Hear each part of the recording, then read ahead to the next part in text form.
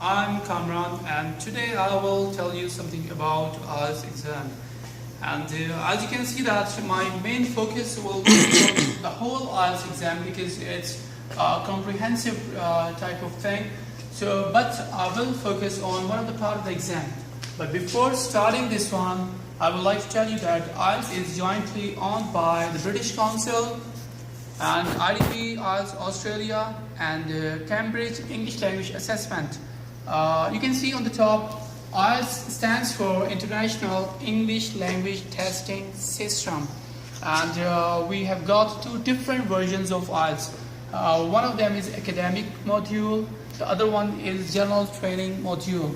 So the students have to be very careful, they have to be very keen or meticulous while selecting any one of these versions because they are used for different purposes. If you are talking about the academic modules, so they are taken by those students who are keen to take admission or they are seeking admission to the universities of foreign countries like UK, Canada, or you can say Australia, offering you can say the diploma or the higher degree programs in the universities. While the general training module is taken by those students who are interested to take admission in the vocational courses or in secondary schools, or you can say that it is also used for you can say immigration purposes. And I would like to tell you that in IELTS there is no pass and fail. You are graded by a different system. It's a band system actually. It starts from 0 to 9 in fact, but from 1 to 9 you can say that band 9 in IELTS means that you are an expert user of the language, and if your score is 8 it means that you are very good user of the language, and if your score is 7 you are a good user, if 6 it means that you are a competent user, and if 5 you are modest user, 4 intermittent user, 3 you can say a limited user, and if your score is 2 it means that you are very limited user, if your score is 1 it means that you are no user of the language, and if your score is 0 it shows that you have not even attempted the exam right from the beginning. Now, as I told you, that my main focus is one of the scales. So today I will give you presentation on the speaking scale. So if I will give you the presentation on this one, so please, you can see I have already prepared the board for you. The speaking section of the IELTS actually is divided or broken down into 3 different subsections. So the first subsection takes 4 to 5 minutes. The second subsection takes for about you can say 3 minutes. The third subsection it takes about 4 to 5 minutes once again. And as I told you, it's a lengthy process. It takes a lot of time. It takes a lot of classes. So I will be focusing or concentrating on section 1 only. So the section 1 of the IELTS, you can see that it has different subsections as well. First of all, there is introduction. In introduction, you know that the examiner he will be waiting for you as soon as you enter the room. So he introduces himself. Maybe he will say that, "Hello, I'm Alan. How are you?" And then he will be asking you about your identification. He may ask you for your passport. And then your introduction, of course, and after doing these introductions, the second section in the same one will be that he will ask some question about yourself, and this question will be likely on the following topics, only any 2 topics, not all the topics. So he can ask you about your hometown or where you're from, like this. Or he can ask you about your neighborhood. If you're working, he may be interested in your work, or he may ask you about you can say study, about your friends, about the food, okay, about what is your favorite food, like this, or he may ask you about the sports or hobbies. So, dear students, so here I would like to, you can say, mention, or I would like to highlight that you're not supposed to, or you can say, be asked on all of them. So maybe he will ask you about work and food, or maybe he will ask you about study and sports. He may ask you about your friends and your hobby. So just 2 topics. But to be on the safer side, you are supposed to prepare all these topics And what you are supposed to prepare, you are supposed to collect good vocabulary for all these topics. Now if we come to the marking criteria, this is very important in IELTS exam, especially for speaking test. So what is your criteria on which you will be marked? So dear students, keep in mind, first of all, the first thing is the pronunciation. So he will see that how clear you are, your pronunciation. So if you are more clear, so it means that you are likely to get good marks on IELTS. If you are not clear, your pronunciation is not clear, it means that you cannot get good marks. So the second important thing is the fluency. So fluency is very important. So for example, he will see that how fluent you are, because this thing will show your competence in your language skills. If you are like this, that yes, I am from Lahore and I am coming here for IELTS test. If you are slow, if you are not fluent, so it will give a negative impact to the examiner that you are not fluent. So you are supposed to show that you are fluent. But fluency doesn't mean that you are inaccurate. So accuracy and fluency should be together. Then the third important thing, the marking criteria, is the vocabulary.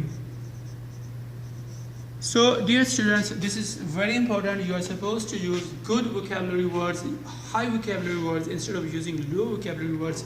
So if we ask you that, do you like football? You don't say that, yes, I like football because it is good. Yes, I like cricket because it is bad. It is good. Or I don't like skiing because it is bad. So try to avoid these simple, boring words. Try to use good vocabulary. Try to supply very good vocabulary. And as I told you that the topics are already in front of you, so you can gather good vocabulary. You can practice before appearing in front of the examiner. Then the last important thing is the grammar. This is once again an important topic, an important thing in your speaking section, because if you are using only simple present tense for the whole of your interview, for the whole this session, so it's not good for you. So you are supposed to use different things. You should show some of the conditional sentences, sometimes causative words, or sometimes you can say past perfect tense and past perfect continuous tense, progressive tense. So when you mix all these things here, so it will give him an idea that you are a good speaker of the language, and you know that how you can mix up these things. Sometimes you can use complex sentences, sometimes you can use simple sentences, sometimes compound sentences, and same is the case here with vocabulary. So try to use different vocabulary. Don't repeat the same words again and again. The repetition may likely gives a negative effect. So this is the format of the exam. As I told you that it lasts for 4 to 5 minutes. Now I would like to tell you some of the do's and some of the don'ts. So the things which you are supposed to do. The things which you are supposed to do. Number one thing is that you are supposed to be very confident. You are supposed to be very confident.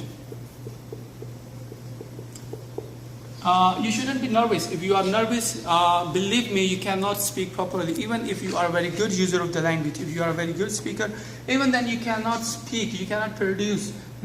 So you have to be very confident. And the second important thing is that you have to be friendly. It means that your body language, your facial expression, the smile on the face, all these things actually counts. So you have to be friendly. Don't be bitter, you can say, strict or nervous or like this. If you are friendly, it is automatically, it's natural that you will be confident, or vice versa. So you should be friendly. The third important thing is that you should be confident, you should be friendly, and third important thing is that you should maintain a proper contact of eyes. Eye contact. You should maintain a proper eye contact with the examiner. Don't look at your hands, don't look at your feet, just try to look straight to the examiner with a smiling face. It doesn't mean that you will stare at the examiner. Don't stare at him, just look at him with a smiling face. And it will also reflect that you are confident. So friendly, eye contact, and then the fourth thing is that excitement. The fourth thing is that excitement. So from your talk, it should be visible. It should be apparent that you are excited about the interview. You are excited about the language. You are enthusiastic to use the language. So if you ask you, do you like football? Don't say that. Yes, I like football. Just show that you can say excitement. Yes, I like football. I prefer many teams over the other teams, and I like to play more and more like this. So just show your excitement here, and then try to you can say expand your answer. Try to expand your answer. It means that when you are in the TOEFL exam for the speaking test especially, so don't try to use only yes and no or just repetition of the question. So just try to expand your answer. Try to use more and more examples. So for example, if somebody asks me that where are you from, so I will say that I'm from Islamabad, and it's the capital of Pakistan.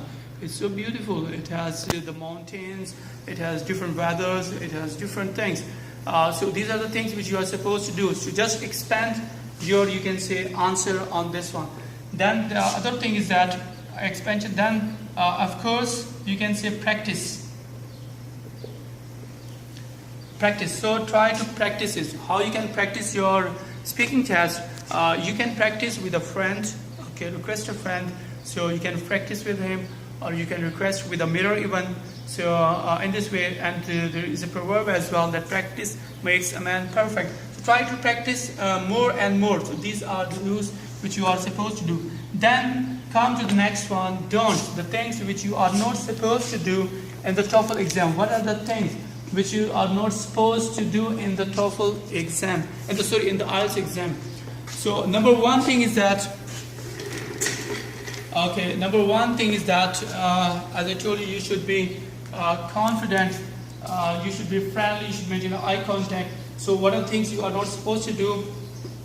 Number one, don't be slow, or you can say slow, or you can say don't be quick. So don't speak so slowly. Don't speak so quickly. When you are speaking so quickly, it shows that you are nervous. But if you are speaking so slowly, it means you are inconfident.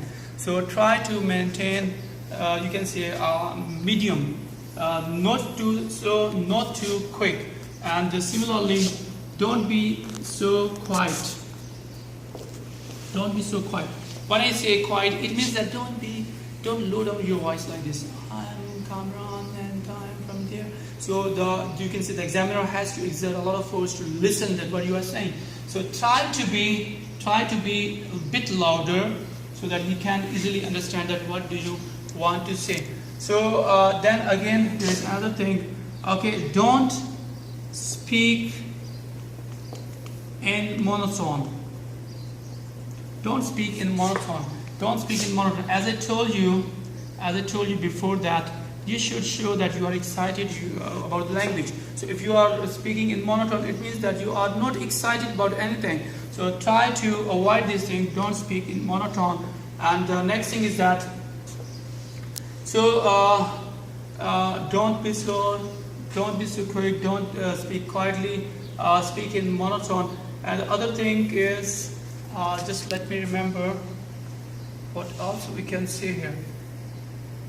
Okay, yes. So maintain the eye contact. Don't look, you can say, your feet, or don't look at your.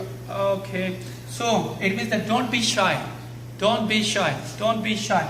So if you are confident, so don't be shy and be confident, and try to see that what you can produce in front of the speaker. So these are the few things which you are not supposed to do when you are in the speaking test. So this is the first section of the speaking test. As I told you, because it's a lengthy one, and you are supposed to use a lot of words here. You are supposed to use different types of vocabulary. Try to sort of those words which are of high frequency, and those are which are of good usage, and avoid simple words, basic words, and try to mix up your language. Try to maintain a fluency in your language. Fluency doesn't mean that speak so fast. Fluency means It should be in rhythm. It should be, you can say, smooth talk, and it should not be very fast. It should be very slow. But during maintaining the fluency, you are supposed to maintain the accuracy at the same time. And as I told you about pronunciation, so your pronunciation should be good. You should be clear. I hope that in the next class I will be teaching you about the second section of the speaking part on IELTS. Thank you very much. Have a nice day.